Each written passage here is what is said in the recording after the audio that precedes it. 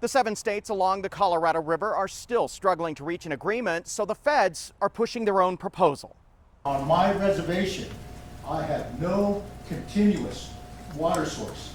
At a conference on the Colorado River here in Boulder, Donald White laid it on the table. I normally don't cry, but when it comes to this issue, water is life. The stakes don't get much higher. The Colorado River supplies water to 7 states and Mexico. There's less of it these days, and the region risks a crisis. The states have so far been unable to reach a new deal over who gets what. As the hydrology has deteriorated, it makes it tougher for people to compromise. So the federal government is pushing an offer to adopt a plan to manage the river, and everyone renegotiates every 2 years for the next 10 years. The water levels in those big reservoirs are so low and frankly so unpredictable because of our inability to forecast what the winter snows are going to look like, that we need to take an adaptive management approach. The head of the Bureau of Reclamation tells me he'd still prefer a states-led deal. We've taken more water out of the river than has gone into the river, so that's an existential fact that everybody across all 7 states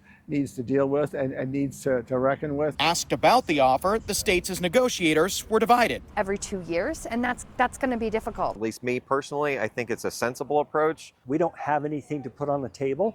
If we had something to put on the table, which I wished we did, then that would not put us in a position where we felt like we had to go along. I think we're getting there on this, 2.5-year operating plan.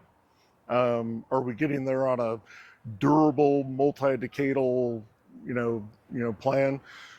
No, we haven't made much progress on that. The disagreements between the states still seems to center around who cuts what and where. The basic premise is that we need to use less water because there's less in the system.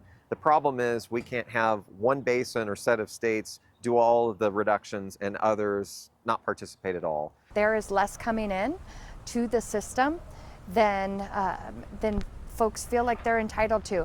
In the upper basin, we have to work with what Mother Nature provides. You understand that, and we work with that in real time. We are on the front lines of climate change. And 40 million people in the middle. Failure's not an option, right? There's 40 million people that rely on this river. There's fish, there's wildlife, there's, economies, recreation, all of us who love this river. Now, to help reach agreement, some of the Colorado River commissioners have said they're open to the idea of mediation. But that might just have to wait, given the urgency of the situation with existing compacts expiring in October.